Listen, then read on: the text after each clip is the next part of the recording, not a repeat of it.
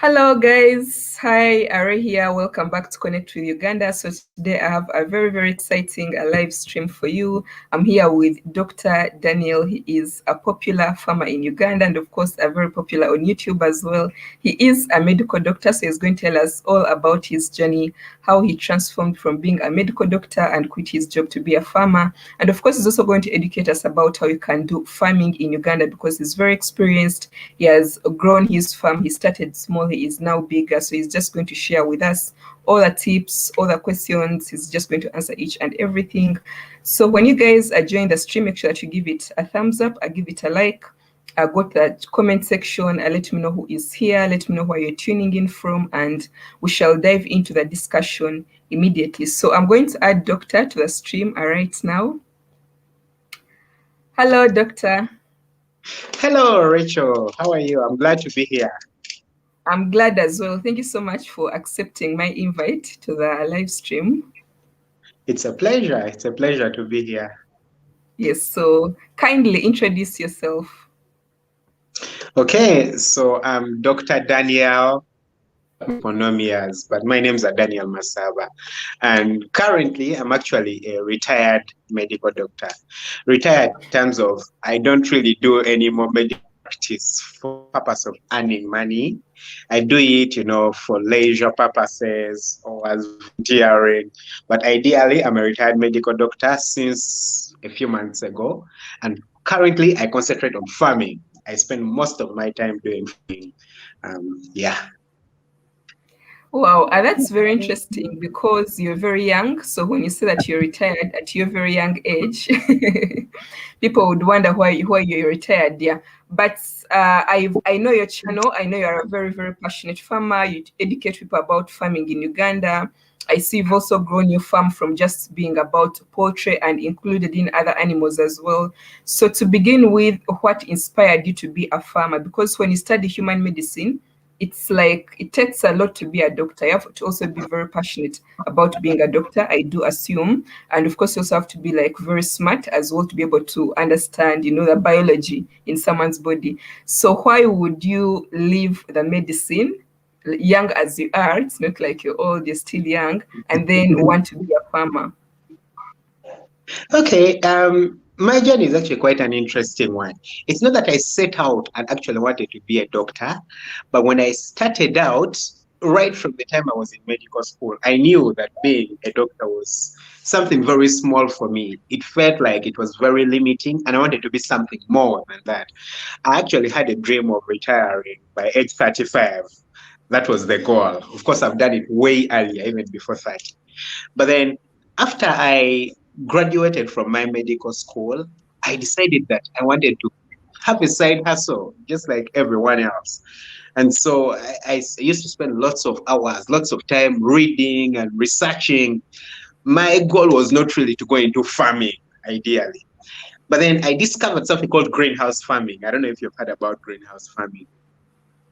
Yes, I think Yeah, I've heard about it. so I discovered greenhouse farming. So I decided I was going to go into greenhouse farming. So I meet this guy. He was an expert at greenhouse farming. I found him off the internet. We meet, we sit down, we talk. We talked for quite some time over lunch. And then just before I finished and left, the guy tells me, I think you'll have better results doing poultry farming. And then I was thinking, this is quite interesting because if an expert at greenhouse farming is telling me I'll have better results doing poultry farming, it's probably worth the try.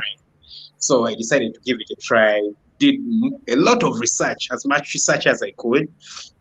And after some point, I noticed, well, I think it's now the time for me to go into farming. And at that point, it was poultry farming. So I saved my money. Of course, I was practicing as a doctor, saved as much as I could. And then, boom, I started my poultry farm. And that was in January 2019. So I have quite an experience because when I go into something, I go all in. But I've actually not been doing this for a really long time in terms of, just absolute time. It's just over 2 years, but I've gained quite an amount of experience in that. So I started with my poultry farm, and then after that, I actually noticed that I had a passion for farming. I discovered the passion after I had started. my goal in here was simply to look for a side hustle and look for money. So that's how I got into poultry farming.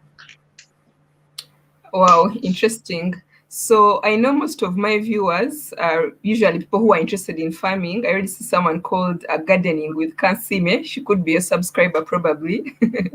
I thanks everyone guys for joining the stream. So I've watched your channel a lot. You're very energetic. Someone can tell you're really passionate and the birds love you, like you just carry them on your hands. Yeah. I mean, I would think when you approach a bird, it's supposed to run away from you, but birds just come to you and like give you hugs. I'm like, oh my God.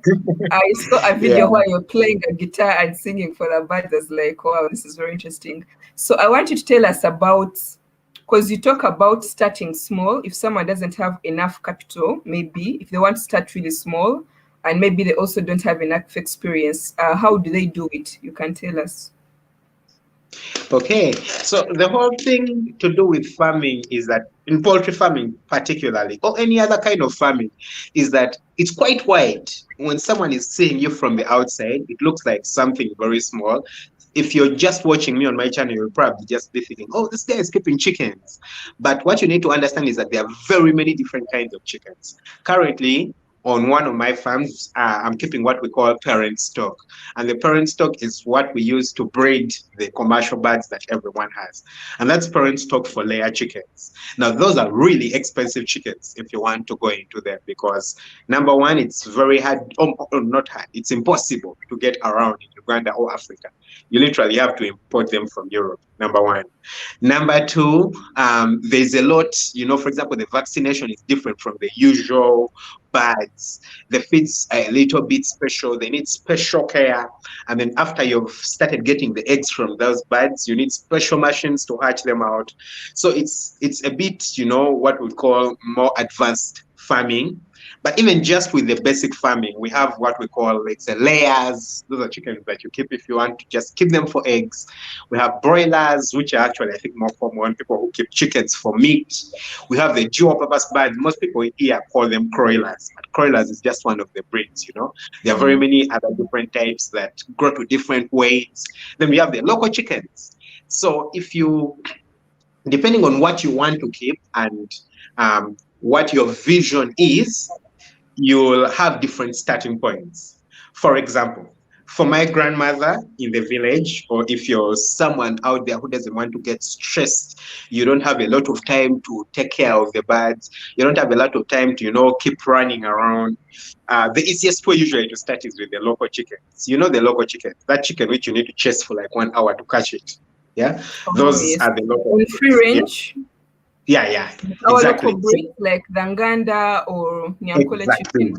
Okay. Exactly, the local chickens that we all know, yeah, the ones that usually are free range. Now there are people who actually choose to keep them on a system which is not free range, but that's a little bit more complicated because the thing with the local chickens is that they grow so slowly, and they're just not worth your time and effort keeping them in an intensive system because you're going to spend a lot of money buying for them feed, a lot of money, just trying to build for them a house. So if the biggest problem you have is time and the concentration and everything, and you have some space around, the easiest way is to start with the local chickens, the ones you've called like the nganda, or if you're munyankore, they are the nyankore chickens, or if you're aditeso, the iteso chickens, those ones. It's very easy to start out with them because you just start out with two of them, a male and a female. And then the female will get fertilized, it will lay eggs, and then it will hatch. The number will slowly increase, and in probably 2 years, you could have over 50 chickens if you take good care of them. Yeah, and that doesn't really require a lot of money. Oh, yes, I agree. Okay, so assume someone wants to be a commercial farmer. Maybe they've saved a little bit of money. So maybe they want to set up that chicken house, maybe get some land, like start with the basics, but at a commercial level. Because if you want to wait 2 years without just to get 50 chickens, that doesn't sound commercial. But assume someone is starting out as a chicken farm at a commercial level, like how much capital can do something, Maybe let's assume they already have the land. How much do they need maybe to set off fairly on a budget? Okay, I'll use myself as a reference. When I started out, I started with 800 birds. That was for layer chickens. At the time when I started, I had spent around 12 million building my chicken house. Now, my chicken house was actually quite big. It had the capacity to take up to 2,000 birds. I started with just 800. Yeah. But it cost me around 12 million to build that chicken house at that point. I could have spent less because, it takes experience and everything like that. So if I had known or if I had prior experience, I probably would have spent maybe 10 million maximum for me to build that house out for a house that can take 2,000 bags. So if you want to, let's say, start with 1,000 bags, you probably need to spend about half that, maybe 5 million, using really basic materials. But guys, you can always go and check out my channel for most of this information because I may not be able to explain it in deep detail right here. You might not understand it because a lot of it involves the graphic and the images. But using really cheap materials, you could spend, 5 million Ugandan shillings to build a house which can take 1,000 bags. And then after that, you'll need to get in the birds. We're going to use 1,000 as a number here to start with because 1,000 is a number that's not too big in that you'll get really, really scared, but it's not too small. You see, the thing with commercial chickens is that if you have really small numbers, your profit margins are really cut in two because the bigger numbers give you larger profit margins because some of the things are going to be a constant. For example, the labor, yeah, because you'll probably pay the guy, let's say, maybe between 100 and 200,000 shillings, depending on where you're located. And but it doesn't matter whether you have 400 birds or 1,500 birds, you're going to have to pay the guy the same amount of money. So you notice that if you have bigger number of birds, you're going to, save a little bit.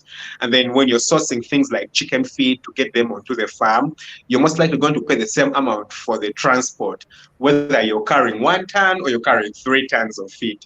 So because of things like that, it's usually cheaper to start with the bigger numbers.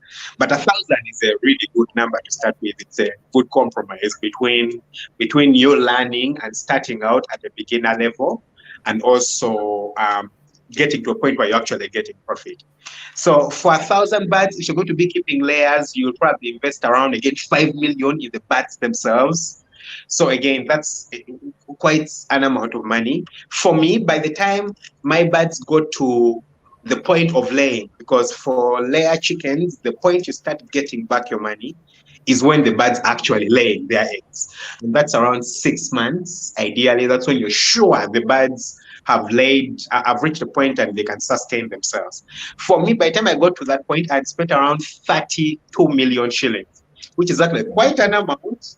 Yeah, it's actually quite an amount, but it's because for me, by the time I started out, the chicken feeds were too expensive. I probably spent around twice what someone who would be starting a poultry farm currently would spend, because at the point I started, there had been a famine in Uganda. That was in 2019. So there had been a famine and there was no maize. It had been very dry the previous year, and the rains that year came very late. So I was buying a kilogram of maize at 1,300 Ugandan shillings. Just for reference, That's about. currently you can buy a kilogram of maize. Right now it's a little bit expensive, but that would be around 800 shillings currently. Earlier on in the year, you could buy it at 600 shillings, even 500 shillings. And I was buying mine at 1,300 shillings. So if we can say I had spent, let's say, 15 million on chicken feed, someone who is starting now could spend 7 million or something like that. So I'd spent quite an amount. But the idea is that once the money starts to come back and you start collecting the eggs, it comes back quick. Okay. So if you Yeah. say you spent about 12 million on the building, right? Okay, you spent a total of about 32 million. Wow. That's Yeah. almost $10,000. Yeah. So my question would be, when they started to lay the eggs after 6 months, how long did it take you to recover your initial cost, maybe to break even? Let me just say it like that. Ideally, if you're starting a poultry farm, the different kinds of poultry farms, like I've talked about, you could have broilers, you could do broilers. Now, if you want to get quick money back, like really, really quick money, you'll probably go with broilers. Because the thing with broilers is that the cycle is very short, 6 weeks. That's 42 days. You can imagine. From the point you bring the birds in as a day-old chick to the point you sell the birds, it's just 42 days, which is actually 6 weeks. Now, the thing with that is that you have a really quick return. The only problem is that the profit margins are a little bit smaller. The advantage to it, though, is that if you don't have lots of money, you could actually just do broilers. They'll give you a small profit and then you reinvest it back into having more broilers. So let's say you start with, let's say, 200 broilers. Because the thing with broilers is that you can even have really small numbers. Yeah, they don't really it's not like layers where the more birds, the more profit. Here, with even just 200, you can get some money. So you sell them, then next time you bring in 300, you sell them. Before you know it, you have to bring in 1,000. And it's not a long way down the lane. It's probably just a few months later that you're bringing in these numbers. So that's an option you can have. So with broilers, you'll have your money back way, way sooner. Actually, by the time you're selling off the birds after 6 weeks time, you've gotten your money back and a small profit. The thing with broilers is the profit is really small because for every bird that you sell, you make a profit of around 1,000 shillings currently. Yeah. So it will cost you maybe, you'll probably sell each bird at around 9,000 shillings, depending on the market price, or 8,000 or 10,000. And then you will probably have invested that money, but less by 1,000 shillings. The maximum you'll make of broilers is like 2,000 shillings. Yeah, but it's still money. It's still good money. The idea with broilers is that the more the birds, then the better it is, since the margins are really small. Now, for the layers, unless you have to do your game very, very well, you have to think of where you're located. Yeah. Because there are places which have lots of competition. For example, if your farm is very close to Kampala, then you're going to have lots of competition because there are very many farmers around who keep chickens, like layers. Now, my farm was located in eastern Uganda. That's in Mbale. And because of that, the competition over there was way less. And I know people, for example, if you went to northern Uganda, the competition would be way less. Or, parts of western Uganda, the competition would be way less because there are very few people who are keeping the chickens. Most of the people, because like I've told you, the capital is actually quite big for you to invest before you get to the point of return. So not too many people can handle them. So if you can handle it and take it to a place which is actually quite far away, you stand a chance of having bigger profits. So by the time you get your money back, usually over the first project, the very first project you have, which for the layers, it takes around 1.5 to 2 years, you usually sell your birds or get them to stop laying at around 90 weeks, between 80 and 90 weeks. So by the time they get to around 80, 90 weeks, literally you've just broken even. So your very first project is really a project for you to break even, for you to get back the money involved in constructing the chicken house, because that's quite some amount of money. Constructing the chicken house is really going to take a good amount of money for your project. And then the other thing is that your first project is really what you're going to be using to get all these connections, to build connections with people, to get all the knowledge you need. For example, the vaccines that you need for the chickens, dealing with the market, where to buy the feed, how to get the cheap chicken feed, and all those things. All that you're going to learn in your first project. It doesn't matter how much you read, you're going to reach a point where you need to get all this information from as many places as possible.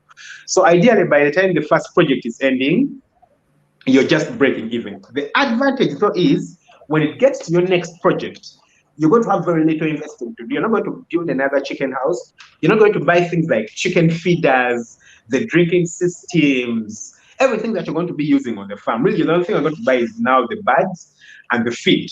And then the second project is way, way more profitable. Okay, thanks a lot. That's quite informative. So Alice, thank you so much for the super chat. I do appreciate it. Hi, everyone who is in the stream. Thank you so much for joining. So Daniel, let me show you. So this one is called Glorious Events. She says, Farm Up is a true inspiration. This one must be a subscriber and student. Thank you. Then Liz says, a very good information. Thank you for sharing, Daniel. Those are some Thanks, of the Lynn. comments, yeah, that I'm seeing from the chat, yeah. So what I want to ask you, Doctor, I've heard you say that people just need to take 42 days to sell a broiler to profit very quickly. But I'd also like to mention that that is very, very unhealthy. And with the experience as a human doctor, is it where I've heard that what do you think of a bird that has been grown over 42 days? That's shortly over a month. In my opinion, like that's very little time. Is it nutritious? Is it a danger to someone's health? Like, what's your take on that? Because Okay, so I'm a doctor and I understand the whole thing of genetics very well over here. Now, if it comes to just pure nutrition, the nutrition comes from what the bird eats. And if it's just pure nutrition, I would say there's nothing wrong with the nutrition because that bird is given proteins just like any other chicken. That chicken feed is mainly fish meal, grains, things like maize. So the bird is what it eats. There's nothing that's going to come from outside there. Now, the thing is that the reason the bird grows that quickly is because of something called genes. And I know you understand what genes are. I know if you're walking along the road or along the street, it won't be uncommon for you to meet someone who is like 200 kilograms on the road or 150 kilos. Yeah. And that person is that weight, not really because they eat a lot. I might actually be eating more than them. But their genes are such that it doesn't matter what they eat, they really just blow up. They become big and they just put on this weight really quickly. Same thing with these broiler chickens. They have been bred in such a way that the breeders want to make sure that they get to as much weight as quickly with as little input as possible. Yeah. So if you know our local chickens, the ones that I told you run around, that thing you will feed it and you will feed it, and it doesn't matter how much you feed it, the thing will remain tiny, it will remain small. Literally, it's just wasting your feed. You understand? Because you're putting too much money in terms of feed, and the thing remains small. Now, for the broilers, every time you feed them, everything you feed them actually converts into chicken feed, so into weight. Yeah. So if it's just pure, is it healthy? I would actually say it's healthy. Yeah, because it depends on what you feed the birds on. The only problem is many times the birds actually given particular drugs because if a person is investing into, let's say, 10,000 broilers, if those birds get sick and die, I risk losing all my money. So what usually people do is that they, sometimes give them particular drugs to make sure, for example, if the bird gets sick, they'll just give the whole population antibiotics. And so the antibiotics and the drugs are usually what cause the risk, yeah? Because usually what happens is that after those antibiotics have been given, the bird is supposed to be given a particular amount of time before all that drug clears from the bird. But usually that doesn't happen because if you keep it for long, then you're also losing out because you're feeding the birds more. And then whoever is going to buy the bird is not going to pay extra because you've fed the birds for a longer time. No. So the person will just sell the birds even after they have been on these drugs, which can actually be cleared. So that's what usually causes the risk. But you can actually try it out. You can just get a broiler, a day-old chick or a small tiny broiler, the one that's probably a week old. Go and keep it at home. Keep it on a free-range system. You will notice that it will still grow bigger than the local chicken because its genes ensure that it grows bigger. So yeah, it's healthy and it's unhealthy. okay, thanks a lot for that clarification. So, Mr. Truth, thank you so much for joining the stream. How are you? Brown Coats, thank you so much for joining as well. How are you guys? So, Doctor, still on that question, I would like to understand, because you say it's the way that it has been genetically, so are they genetically modified? Are they like GMOs as well? Because I know we have GMO food. It's not tasty, like the GMO bananas or oranges, but they grow faster and they are more resistant to like bad weather or bad climate. So should I say that these birds as well are genetically done like that in the laboratory? Reason being, these birds are not tasty. The local birds take a very long time to grow, but they are more tasty. I believe you can agree with them compared to this chicken that grows quicker. So is it the same thing? Yeah. Now the thing that you need to understand is that almost everything in life today is genetically modified, apart from us human beings. But almost everything we keep. If you, when the live stream gets done, you'll probably go and check out bananas, the matoke that we eat. Yeah, the very, very first bananas actually had seeds inside them. They were not like the current bananas that we eat, that, they have those small, tiny seeds inside that are really not seeds. The very first bananas had seeds, but with time, after continuous reproduction, um, they constantly got bred because they got attacked by diseases, and then we needed bananas that grow quicker. So slowly by slowly, they got genetically modified and they changed. Yeah. So when we talk about genetic modification, currently we get an illusion where we are thinking everything is just made, I don't know, in some laboratory and then it's brought for us to eat. No. Yeah.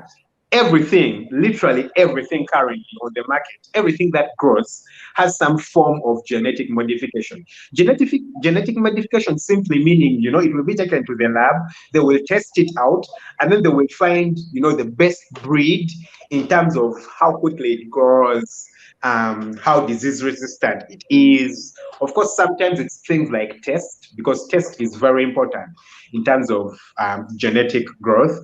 It's very true that these broilers almost don't have a test. They do have a test, it's just not the kind of test that we love. Yeah. Because I know if you went to the West and you took for them our local chickens, they actually don't like them because they say they are very hard. They have really, really hard meat, and they don't like the fact that the meat is hard. For them, their preference is actually the broiler, and to them the broiler is tasty. For us, it's just different. The taste is different for us. Of course, the longer that the bird grows, usually, the more it has, or the more room it has for it to take the flavors in. When the local chicken you have around is moving and it's eating a tomato, then it picks up, a butterfly and it feeds on it. Then it picks up, anything. It picks up a groundnut, and then after that, it will pick out, an insect. It's getting a bit more flavor in its muscle, unlike a broiler, which is just eating maize grain and, mukene. That's all it's feeding on. It's going to have a bit less flavor. But what you need to know is that everything is genetically modified in order to serve the purpose of humanity. Same thing with the layers, actually. If we shall talk about the layers, can you imagine the chickens, the ones that I keep, will give you an egg every day, almost every day for a whole year, because in a year we have 365 days, and the thing lays eggs for 330 days. That's an egg forming inside that little tiny thing almost every day for a whole year. So you can't tell me that's not genetic modification, but we enjoy the eggs. Yeah. Okay. Thanks a lot. Let me read some comments that you see what the viewers are commenting on the live stream. Okay. So this one, Liz says, I like how Ray says that the GMO food is not tasty. Let him agree it's not good to keep genetically modified food, but I think it's because of demand. I think that's very true. And then just like you've said, Mr. Truth says food in its natural state does not last long. So he's in support of the genetic modification, I think. But maybe what I'm also learning from you is also that maybe genetic modification is not entirely bad, right?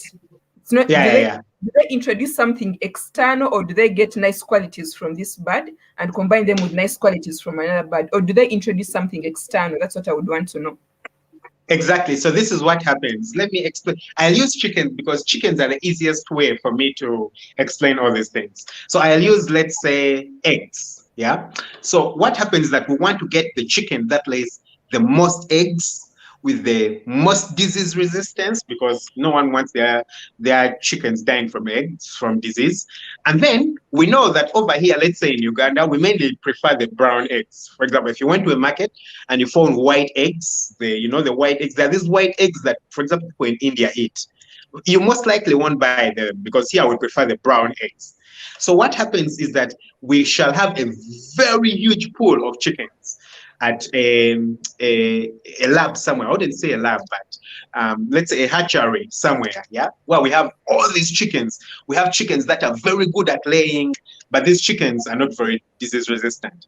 Then we shall have another group of chickens that are very good at disease resistance. Then we shall have another group of chickens that lay really brown eggs. So what we do is that we start crossbreeding these different kinds of chickens. So that's how we create this genetic variation, in that we have different groups of animals or crops or anything that's really good at something, and then we just start crossbreeding them so that we form one which is really superb at everything. So we shall form one chicken that's actually quite good at laying. It's disease resistant. It lays nice brown eggs, but its parents and grandparents and great grandparents were all just good at one thing like that. So that's usually how this genetic variation is usually brought in. But then sometimes you can't do that. Sometimes you can't do that because if, let's say, in a certain pool, we don't have a chicken which is very, very disease resistant, and then we want to develop disease resistance, what do we do? Yeah, what do we do? So that's when we come into the more, lab built genetic resistance. Yeah, because then we shall try to get genes from the lab that code for genetic resistance, and then we shall see how we can introduce them into this population. And so that's how it comes sometimes, but most of the time it's simply from nature. Okay, thanks a lot for that explanation. So the thing is that because it's done in you're stuck. I can't hear you. Oh, you're frozen. You're frozen. Okay, I can hear you now. Hello? Can you hear me well? Hello, doctor. Okay, I'd lost you. Okay, I can hear you now. Please finish your point. I don't know. I don't remember where I stopped. Okay, let me give you a question from one of the viewers. Okay. Yeah, so Mr. Truth is asking, I wonder, does Uganda current lockdown having an effect on the local farmers? That's a question for you. How is the lockdown affecting you as a farmer? Yeah, it's certainly affecting us terribly. The previous lockdown actually had a very, very profound effect on my farm because it affected me in that I reached the point where I was producing so many eggs and I had no way of selling them because the people who used to come for the eggs just stopped coming for them because the cars had been blocked and all that kind of stuff. So it became quite difficult. Currently, I'm doing just a little bit better because I'd established a little bit better connections in terms of the market and being able to sell these eggs. But it's affecting farmers because, number one, some of the farmers don't have personal vehicles, unlike me, who is fortunate enough to do that. The president was kind enough to actually let farmers, move for purposes of farming. But if you don't have a vehicle, it becomes very hard because you can't use public transport. You're not allowed to hop onto a motorcycle. So what happens is that if, for example, you need to vaccinate your birds and you need to get your vaccines from a place which is quite far away, how on earth are you going to move? Yeah, it becomes really, really difficult. So some people are having to, not vaccinate their birds. They're having a problem selling their produce. The markets where people sell their produce, in case it's things like, tomatoes or perishable crops, all those have been destroyed because you can't take them to the market. And even if you could take them to the market, no one is going to buy them. Everyone is stuck at their home. So the lockdown is having very profound effects on farming in general. Yes, I really do agree with you. Yeah, I do agree with you. So Liz made a comment that, for example, here in the US, it's bad. You can see chickens that are fed with these GMO foods. They can't even get to walk. They can't even get to walk. Like they are too fat. Is that what it means? Yeah, it's total. Yeah, that's true. They become too fat. So these chickens, you can imagine, these chickens get to around over 2 kilos in less than 42 days, you know, in sometimes some of them it's even 35 days. So 35 days is just 5 weeks. You can imagine just a month, and the birds are over 2 kilos. So because of that, their bones haven't developed the strength to be able to support them. Sorry Has your about that. phone fallen down? Oh yeah, my phone dropped. I'm using something that's holding the phone, so my phone It's dropped. Sorry okay. about It's that. fine. That's ever happened to me as well. Yeah. So, Mhm. so, so because of that, the chickens and they can't support their weight, so they don't get the time and the ability to develop their bones and for their bones to become strong enough.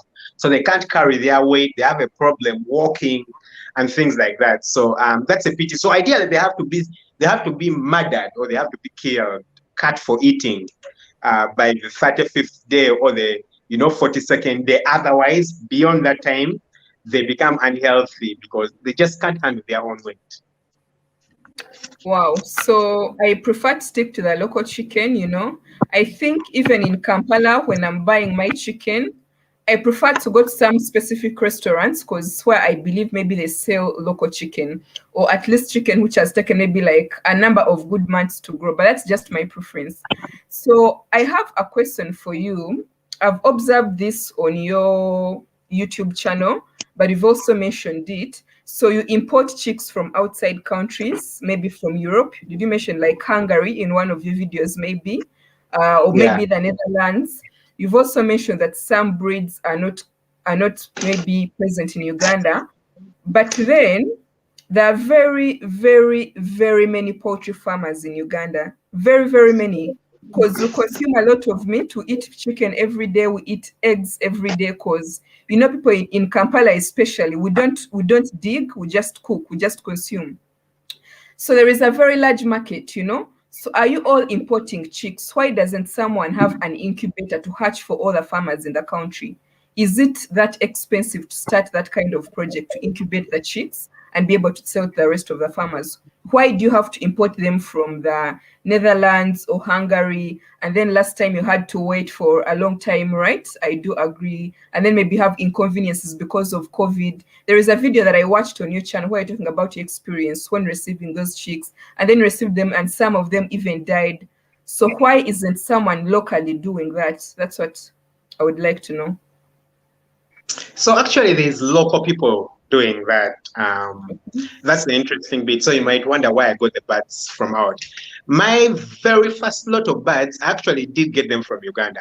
Actually, the birds are not from Uganda; they are from Kenya, but it's closer. So the birds are brought over to Kampala, and then I pick them from a distributor in Kampala. Yeah, and those were the layers. Now the thing is that for birds like broilers, they are very readily available. There are very many people who hatch them around. Lots of companies that hatch them around. So those are not a problem to get. Now for me, I was I keep mainly the layer chickens, and my second time trying to bring the birds in, I had a very bad experience with the company that I used the very first time. I paid them. That should have been around June, and I expected to get the birds in a week's time, maybe 2 weeks' time, and then it was 1 month, 2 months, 3 months down the road, and I didn't have the birds. So because of that experience, I chose that let me try getting the birds from Hungary. That's the first time I did get my birds from Hungary. So it was because of that very bad experience the first time. And they were not giving me a particular date to deliver the birds. So I had no option but to try to get the birds from out. So now this second lot of birds that I've actually brought in is actually a special breed of birds. These you would never find anywhere around because these are what we call the parent stock. Now, what parent stock means is that I'm actually going to become the solution to the problem. So I'll actually be able to I would be sell very the happy whole thing because I to don't the think other people. Ugandans need to go to Hungary. I would be very happy if you solve that problem, honestly. Yeah. So tell us. Exactly. Sorry to Exactly. interrupt So you. what? Yeah. So what's going to happen is that these birds that I have are actually parent stock. So when they grow up, we're actually building a hatchery. We are building a hatchery. So starting sometime in probably January, latest Feb next year, we shall be able to distribute these day-old layers, and not have people, go through all these delays and all these people stressing them over time. Okay. Thanks a Yeah. lot for that clarification. So you just needed a higher quality bird, right? Yeah, exactly. No, Stock? yeah, exactly. Yeah, no, for the current lot of birds I have, it's not just a higher quality bird. It's because it's parent stock, it's impossible to get around. Yeah. These So by meaning parents, is meaning it's higher quality. It has high, like it's a higher quality bird. Is that what it means? no, not that it's a higher quality bird. Or it's It's a the rare parent. breed? It's a rare breed. That's the thing. Oh, okay. It's a rare breed. Yeah. Okay. So let me read. Someone asked you, are there any agriculture universities in Uganda? Maybe like Wustema University? Yeah. What do you mean by agricultural universities? Like, Because isn't Wustema University an agriculture university? Maybe that's what I it mean, means. Something that teaches Bukitama farming. University teaches everything. They even teach medicine currently. Okay. So just like, yeah, even in Makerere University, people study agriculture. Yeah. So if you're talking about, do people study agriculture in Uganda? Yeah, they do. Even in Makerere, people study agriculture. Universities like Kabale University, Ndeje University, people do study agriculture. Even Busitema, people think Busitema is an agriculture university because it's far away in the village. No. Um, That's what I thought as well. But no. In Busitema, people study everything. okay. But then Yeah. in Makerere University, I know there is a school for agriculture, just like you guys have a school for medicine, and they have their own farm in, what's the name of that place? Yeah, in I've forgotten the Kabanyoro. name. Yes, Kawanyoro. Yes. So Yeah. I hope, Mr. Truth, that clarifies your question. So Liz says, the eggs here are very fragile compared to the eggs back home. This is a Ugandan in the US from a local chicken. That's what I've noticed. Like the eggshells are fragile, but they are different types depending on the price.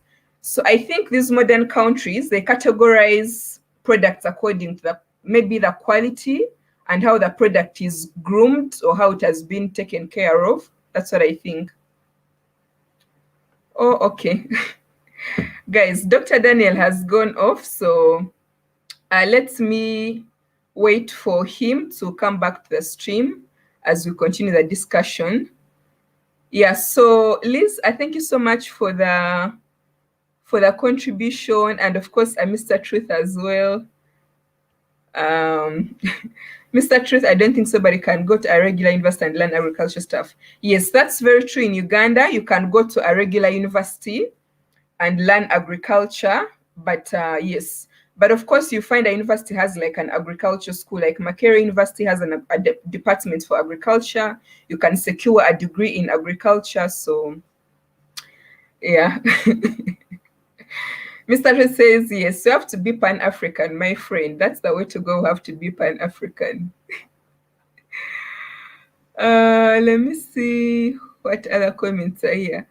So Daniel has gone off. I don't know why. Let me wait for him to join the stream again. Let me just send him a message. Let me just text him.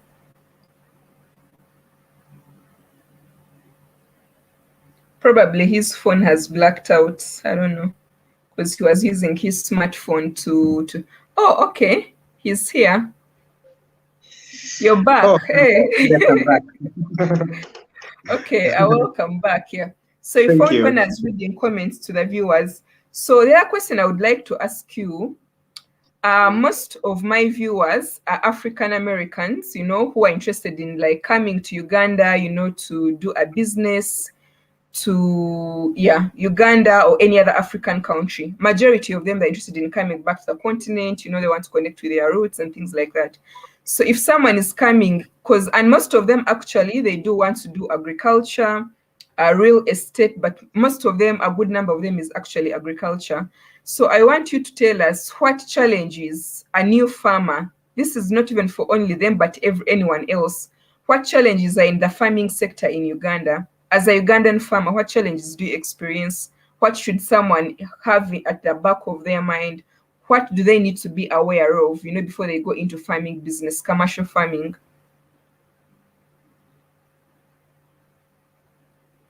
Hello, doctor, are you there? Hello? Okay.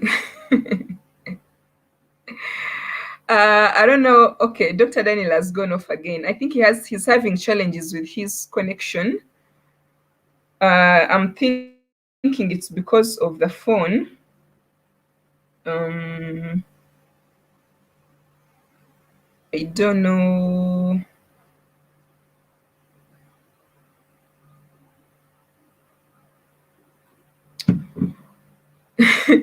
Yes, Ugandan internet can be very terrible, by the way, guys. Internet in Uganda is not easy. It can be very bad, but let's give him a moment. He's here again. Guys, I'm really sorry. Is it your internet or it's your phone? Can you hear me? Yeah, I don't know. I don't know. Most probably it's the internet. I don't know. The internet just keeps cutting. So yeah, I can hear you. The internet keeps cutting, so I don't know what's. Okay. Okay, Hi, I Rachel. can hear you as well. Okay, so I was asking you a question about challenges that farmers do face in Uganda. As a Ugandan farmer, what challenges do you face? Can you hear me well? Yeah, so the internet keeps cutting. I don't know what's wrong. Okay. So should I repeat the question? Oh. Can you hear me, doctor? Okay. Can you hear me? Can you hear me?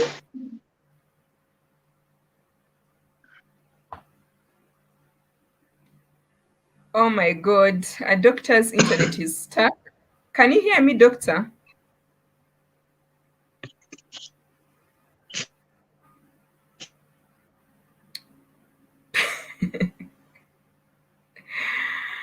Okay, doctor's internet is stuck. Let me.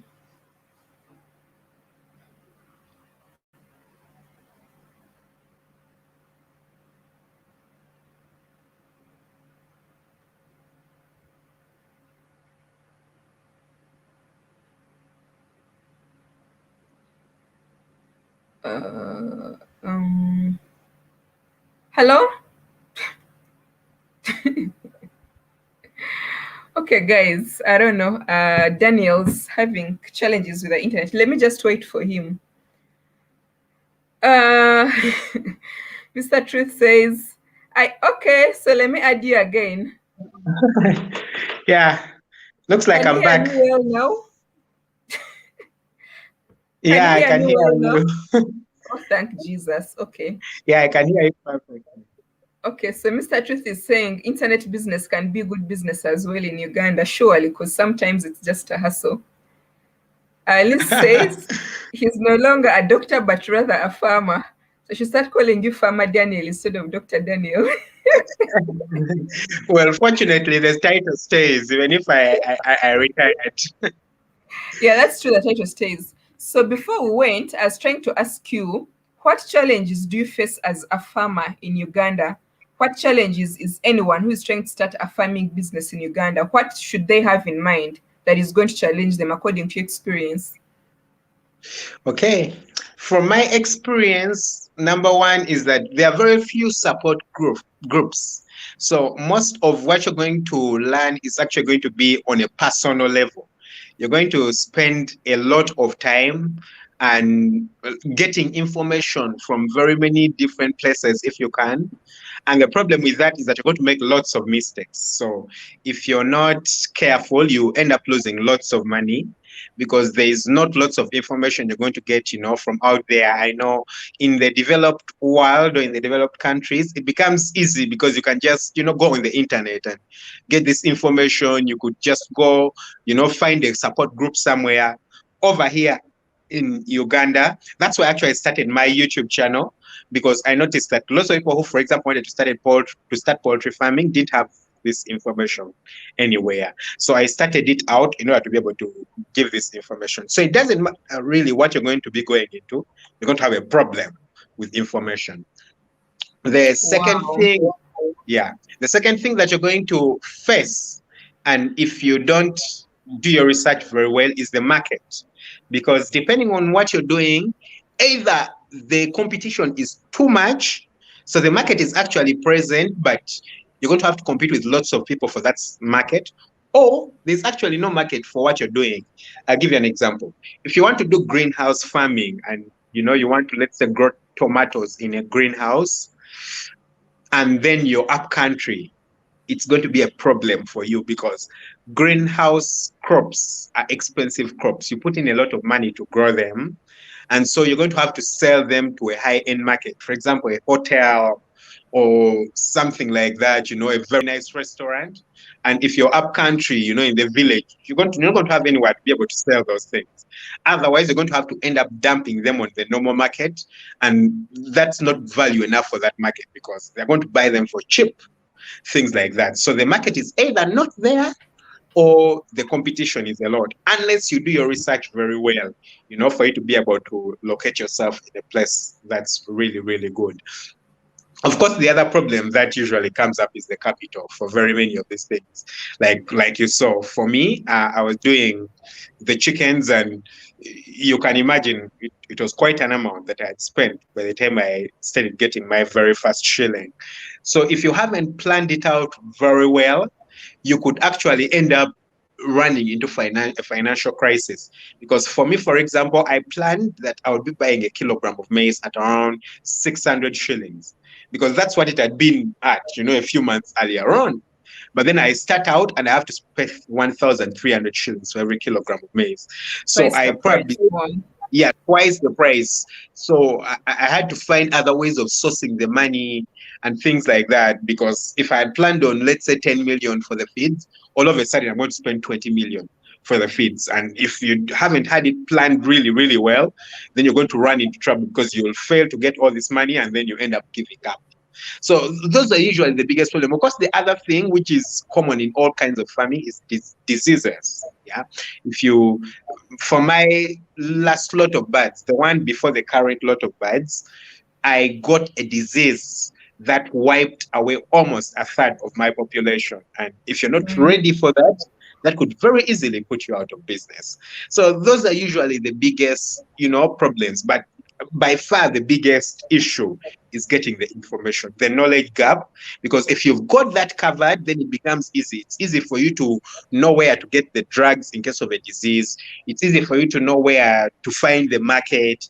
It's easy for you to know where you should locate your farm. It's easy for you to know, to estimate when maybe the price of maize will go up, so you should probably stock up beforehand.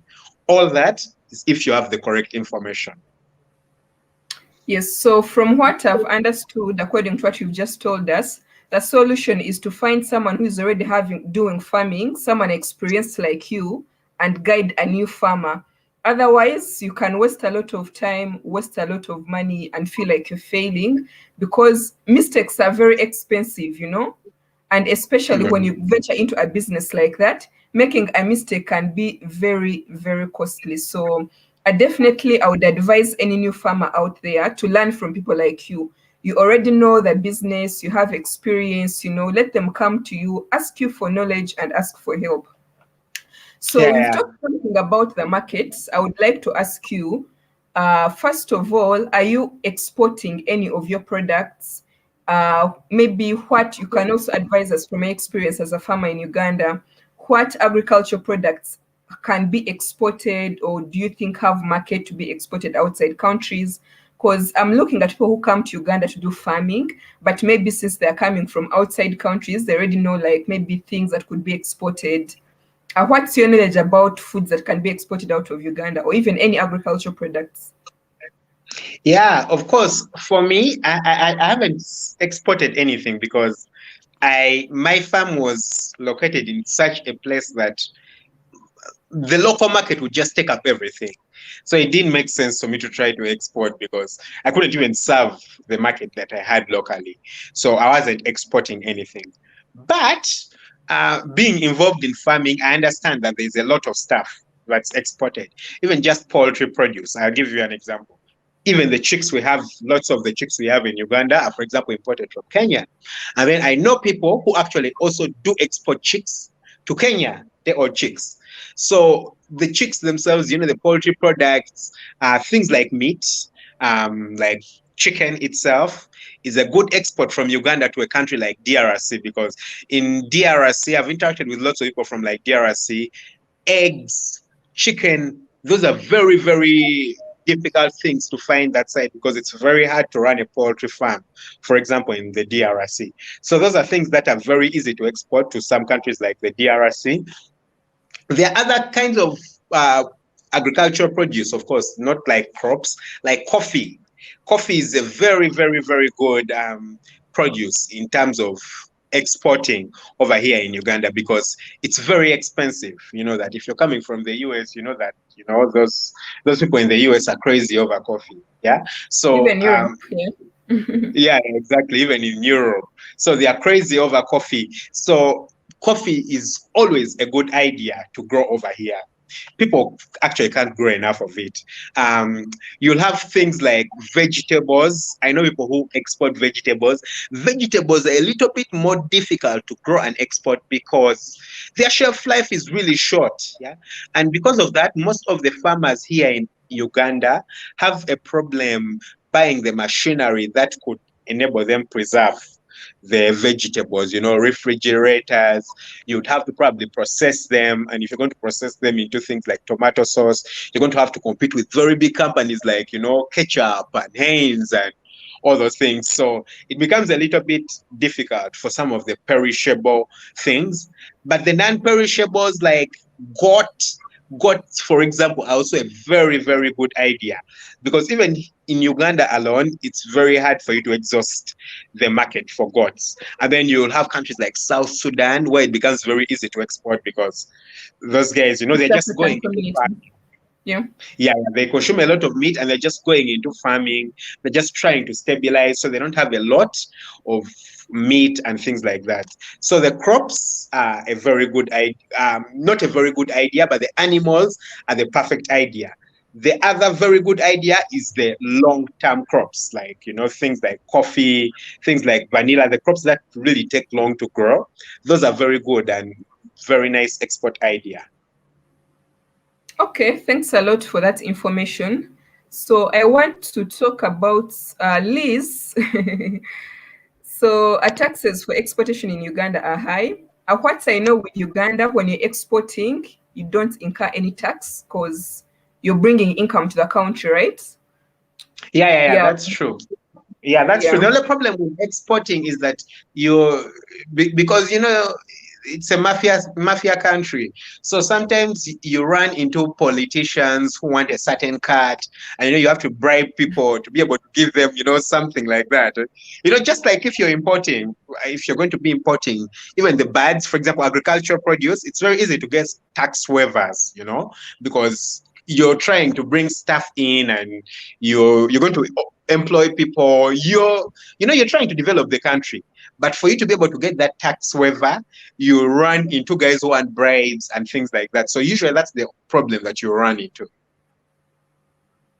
Yes, so Mr. Truth made a comment about the African Growth and Opportunity Act has all items Americans can import and export from Africa. Yes, so AGOA, it's, I don't know if you know a bit about AGOA, but it's a trade agreement between the USA and I think some African countries. So some of the items in this category under AGOA, like Ugandans can export them to the US, and when these items are reaching the US as imports, they won't be charged any taxes.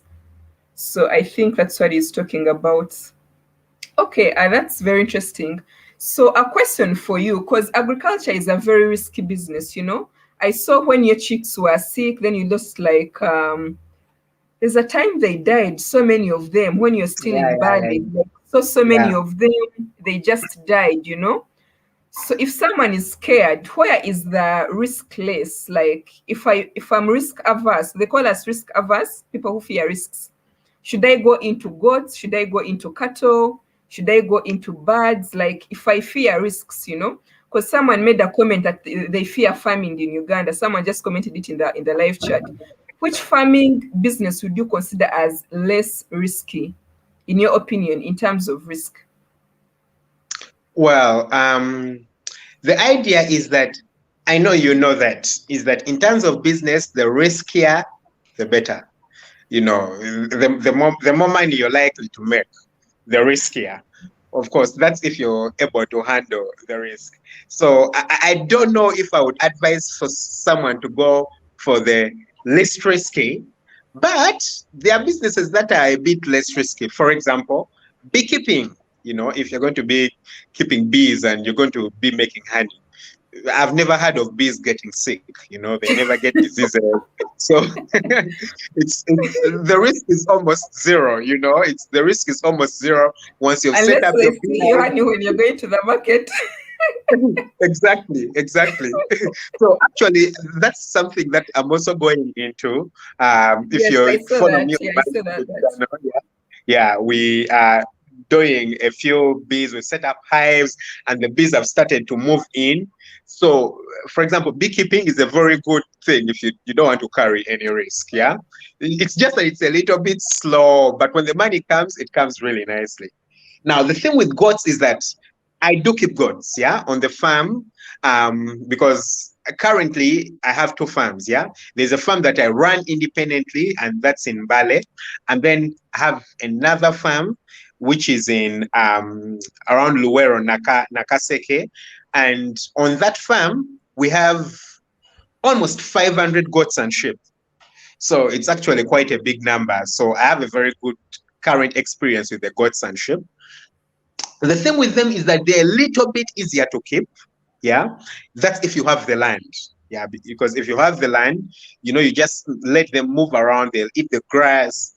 The thing with them is that they can also get sick because during the rainy season, there's this infection that infects their foot pads, you know, their toes. And, you know, it's very easy for them to get sick and things like that. So if you just want to have no risk at all, then you don't have, you know, a place at all. But the goats and the sheep have less risk they're less likely to get sick. And then number two, their treatment is a little bit easier. The thing with animals is that usually the smaller the animal, the higher the risk of disease. Of course, apart from things like bees and insects and things like that. But the smaller the animal, the less likely the bad. Oh Lord, Daniel. Oh, his internet has gone off again. Yeah, so guys, if you're scared of business, I think you've heard what you should do. You go into beekeeping. You know that bees are not risky unless the bee stings you. And that's what Liz has said. Or if the bee, if they steal the honey when you're going to the market, and then that's the risk that you're going to incur. Yeah. So I'm waiting for Daniel to join the stream again.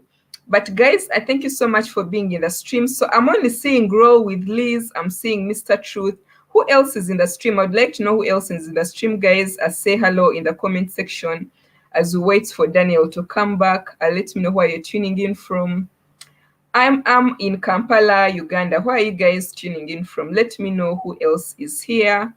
Mwakazi Fitness, how are you? NG, how are you?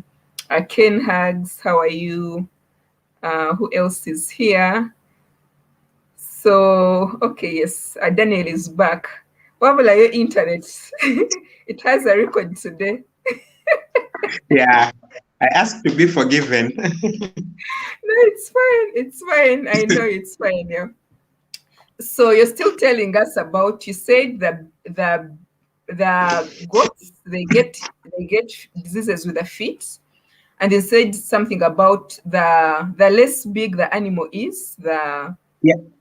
Yeah. Usually, the smaller the animal is, the higher the risk of disease. Usually, that's why you find that rabbits and the chickens usually are the most disease prone. You know, the rabbits are also another option. The only problem with rabbits is that getting market for them is not as easy. Yeah, you'll find a few people over there on the internet telling you, no, go into rabbits, and I've seen people who go into rabbits and then they get these very huge numbers of the rabbits, and then just like that, they have no market for them. So if you're going to be doing rabbits, you need to make sure that your market is assured, you know where your market is, then it will be a very good option for you. Otherwise, I wouldn't advise you to go into it before you Get research the and be market. very sure of the market. Yeah, that's it. Okay. How about Cattle, pigs? People like pork. How about piggery? yeah, piggery is as risky as chicken. Just as risky as chickens because it's as profitable as chickens. The only problem with it is that the pigs are usually very disease prone. Very, very disease prone. They easily pick up diseases just like chickens. So if you're the kind of person who fears risk, then pigs are not a very good option for you. You'll have better luck doing cattle, goats, and sheep. Those are more likely to give you better results if the biggest problem is risk. Okay, interesting. So you've told us, from what I've gathered, what you've been telling us, chickens and pigs are the most profitable type of farming in Uganda. Is that what you're saying? Yeah, Or yeah, even yeah. From my experience, they are really profitable. If you do everything correctly and you do your research correctly, do the market research correctly, you're going to be in things when the time comes for you to get the money. Okay, interesting. So I know in Uganda we have a high rate of unemployment, especially with the youth. It is very difficult to find a job. You're lucky you're you're in health, So health, when you're a doctor, when you finish studying, you easily get a job. But you have very many youths who studied, maybe social works, there's some courses which really don't have jobs. Would you advise them to go into farming? And Yeah. maybe if someone has no money at all, but maybe let's assume they have like a land at home, how can they start from zero? Because you have such people who could stumble upon your video. They might not have any money completely, or maybe they just have 200,000 Uganda shillings. That's about $55. But maybe at home they have a piece of land that belongs to their dad or maybe mom that they can use. So do you think there is a way Ugandan youths can do farming, from nothing, and maybe give it a year, 2 years, or 3 years and be able to make like $10,000, Do you think that's a possibility according to experience? Like, you give them some tips. Yeah, exactly. I think anyone can start from any point and make any amount of money. I believe the limitation is in your imagination and how far you can go. Because even with poultry itself, you're going to find people who are going to tell you that, the market is very hard to get by, that, the business is very hard. But I've been able to do it in a different way. And that's because I've been able to use my imagination and the knowledge that I have and the imagination that I have to have different results. So if, for example, someone has very little money, I give an example of, let's say, having local chickens. If you have 200,000, that's more than enough for you to get quite a big number of local chickens. You can start out with those local chickens. The thing with the local chickens is that if you have space around at home, you're not going to put anything else into them, probably a few vaccines really to make sure that you guarantee your investment so that they don't get sick and die. But these local chickens, even if you start with 20 in probably 6 months, if you started with 20, you could have 100. Yeah. And local chickens are actually very expensive, unlike broilers, because the broilers, you'll sell the meat at a chicken at, let's say, 8,000, 10,000. For the local chickens, it will go for 30,000 or even more, 40,000. If it's around Christmas, it could be 50,000 or more. So you could do that. And so if you have 100 chickens, you're going to sell them around Christmas time. Each one is selling for, let's say, 40,000. That's already 4 million shillings that you have, money that you didn't have before. I mean, when you get that money, you could then invest it into probably broilers or something like that, probably getting 200 chickens. Those ones even get bigger. You could even sell one at even a higher price, So, and then the thing is that lots of these youths who are on the internet, who are young, are all on the internet. They have smartphones, but they claim to be broke and all those things. So you could leverage the things like Facebook, to market your produce. I know people who get the chickens at home. they slaughter them, they package them, and then they deliver them. I know that, Ray, if someone offered to deliver for you the chicken and it has been cut, and they are probably, Gladly. yes, I'm willing yeah, to pay extra. exactly. You're willing to pay extra because Yeah. someone has done all the hard work for you. So it's very simple things like that that take you above your competition. Because a lot of these guys who are running farms are, guys who are still in AD, people who are 1900. They don't really understand how to use the internet to be able to get To themselves market market, it. things like that. So the young guys who are coming up, the youths, they know how to use this internet very well. They post the best pictures on Instagram.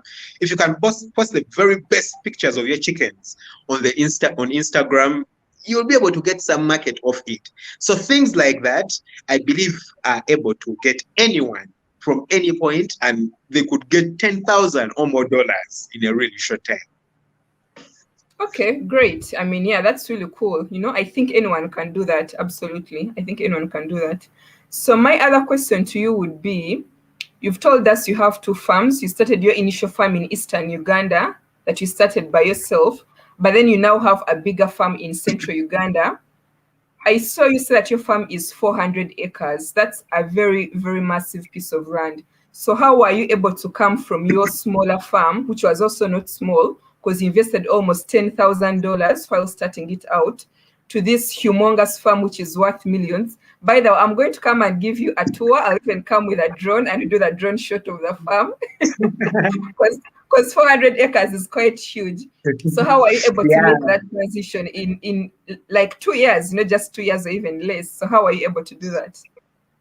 yeah. I think it's the unfathomable power of the internet that got me to this point. Yeah, because when I started out on my farm, of course, I started small comparatively compared to where I am now.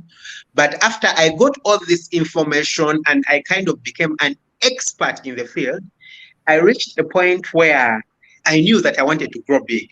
And for me, there were lots of people who came to me and they were offering me opportunities. They had huge chunks of land and they wanted, me to invest in their properties and things like that. But then lots of these people were actually even outside Uganda, outside Africa, in Europe.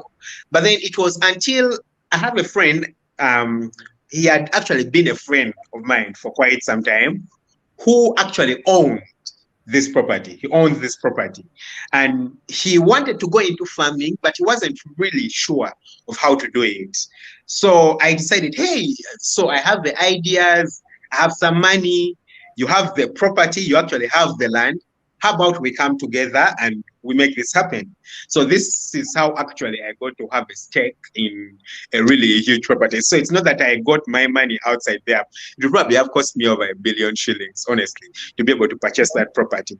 Yeah, Yeah. but because of it's called a partnership, really. It's a partnership, yeah. So I came up with this friend of mine who actually had the property and then invested money, came up with the ideas, and then that's how I've actually gotten to own a 400-acre farm. Wow, amazing. I look forward to visiting. So apart from having your poultry farm, and you said you also have over 500 goats or 1,000 goats and sheep, what else are you doing with this farm? Yeah, so on this farm, as you might, like I've already told you guys, we want to start a hatchery. On this farm to be able to distribute these day-old chickens, so that people don't need to go to Europe. You don't need to go to to Hungary or somewhere else to buy these chickens. So that's number one. Currently, we have 4,000 chickens, parent stock on the birds. I have another 500 dual purpose birds. Those are like the broilers. And then we are building some big chicken houses. So the goal is that probably in the next 1 year, we want to have at least 30,000 chickens on the farm. And then we currently have around 160 cows on the farm. These are cows for milk. So we sell milk in the nearby community. And then the other thing is what I've already told you guys, the goats and the sheep. We have quite a huge number of goats and sheep. That's around 500. Then the other thing that I'm trying to go into is Guinea fowl farming. So recently I bought a few guinea fowl eggs that actually I saw hatched a out. video. Yeah, yeah. Yeah, I hatched them out, and then we caught a few more guinea fowls on the in the wild on the farm, because since the farm is really huge and wild, we have guinea fowls moving in the wild. So we caught a few guinea fowl, chicks. They're called kits. So we caught a few of them. So I have around probably 15 of them. I want to try to increase their numbers, and I become a certified guinea fowl hatcher and sell. Yeah, so that's the Wow, dream. those are very rare. I've seen a guinea fowl only once, and I saw it in the bush, like I was traveling in Western Uganda a long time ago. They Yeah, are so very when rare. you come to the I've only farm, you'll be able to see them. You'll actually find white ones, because on the farm I have a white one, different colors of the guinea fowls. So yeah. Wow, interesting. Okay, so you're a very passionate farmer. I think what someone would be interested to know, because our parents, when they're educating us, you have to be a doctor, a lawyer, an engineer. Yeah. So for you, you did your medicine degree, but then chose to be a farmer after your medicine degree. So are you trying to tell us that farming is more profitable than medicine? Where are you making more money? That should be the question. For me, I'm making more money in farming. For me. Okay. But what the idea is not that farming is more profitable than medicine, because I know there are people who are finding way more money in medicine. I believe that in life, you can make life whatever you want it to be. Because I know people who are running away from farming to go practice medicine. I did it the other way around. The idea is that life is so huge and it's so free. Yeah, the people who make millions of dollars from music. By the way, I love music and I'm passionate about music. You'll notice I have musical instruments over here.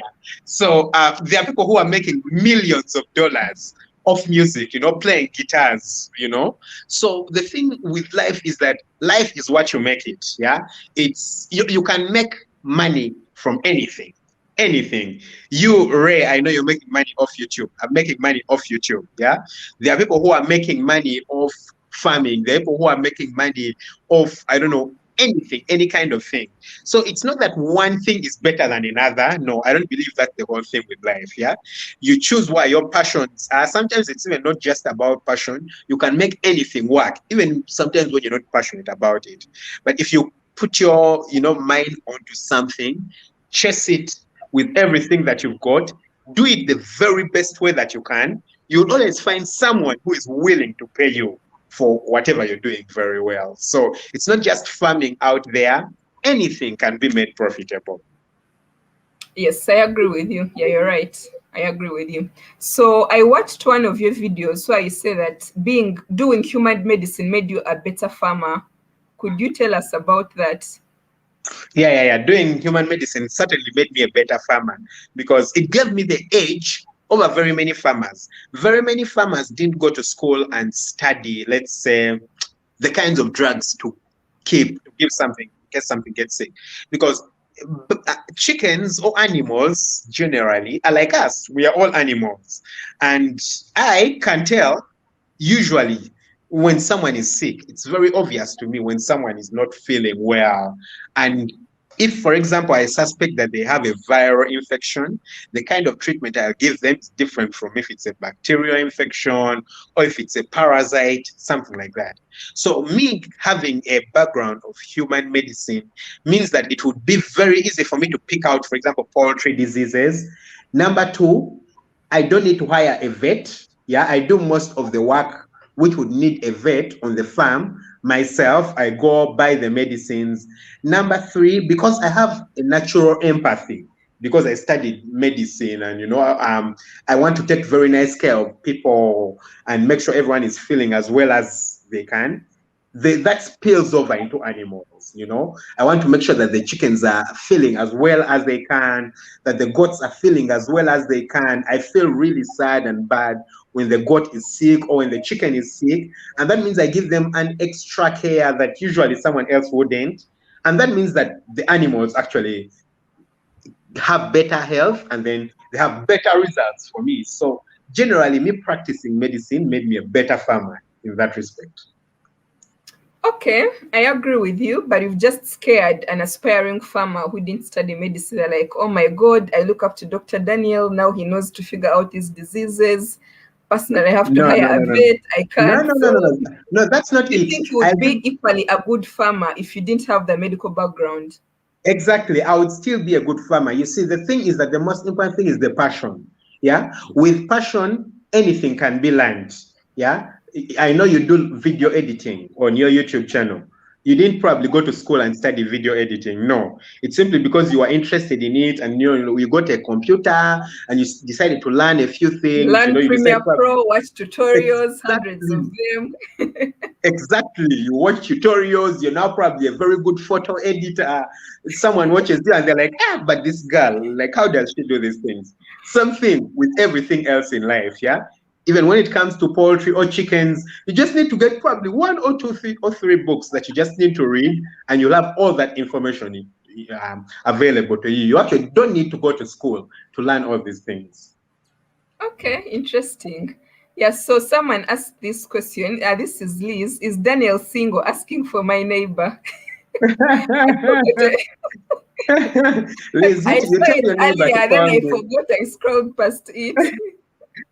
Please tell your neighbor to call me. Maybe she's also asking for other people in the audience, so you should. I think I'm a very happy person. I'm not looking for company. Your chickens are enough. Eh? Yeah, the chickens are enough. I won't be able to handle chickens and humans. Oh my god! No wonder I ran away from humans. Okay. So one thing I like about your channel, and I think one of the viewers just commented it, is that you're very honest. You share your journey, you share your experience, you share your difficult days. You know, when you lose your birds, you're quick to tell us. I saw you Yeah, sharing a quick clip, like when you guys saw a huge snake, as like I would run for my life. The snake was so humongous. I was thinking, how can't you guys like even fear such a humongous snake, you know? So I think yeah. I So that's what happens when you live on a farm because I've come across snakes very many times on the farm, so many times. So living on a farm and a huge farm like that, actually the farm has lots of wild animals because if you are to stay on the farm for some time, you will come across antelopes. You have antelopes on the farm. We have cobs on the farm, in the wild. We have tortoises that you will see moving around. You'll see quails, you'll see guinea fowls moving around in the farm. So we are intermingled with nature and all that is normal. wow, that's really huge. I didn't so you have wild animals on the farm. Yeah, because the farm is in the wild. The farm is in the wild. So we try our best not to, intermingle and interrupt the wildlife. So the Oh, farm is in the okay. wild, and that's a good thing. Wow, interesting. So Liz says she she saw your new calf. It's cute. I Yeah, don't, that's one of the recent calves that we had on the farm. Yeah, living on a farm means that we have very many animals being produced every time. mm, So mm. sometimes you actually have to be present to help the cow to deliver. So that's actually a cow that had a problem delivering, and we had to help the cow to deliver. So that's why I captured it. But we have very many cows that deliver almost every week. We have a new calf, and then the goats and the sheep. We have kids being delivered every day, lambs and kids being delivered every day. And that's the advantage of being on a farm. You see new life coming in, and that's very satisfying. Okay, so if I may ask you, do you live on the farm? How many employees are you hiring at the moment? Because it sounds really huge. Yeah. I do live on the farm. I live on the farm full time, and it's because of the fact that I live on the farm that I never do any live streams. Because where both the farms are located, the internet is really, really terrible. So currently, I'm not on the farm. That's how I've actually been able to do a live stream. But I never live. I rarely never ever do any live streams because I live on the farm.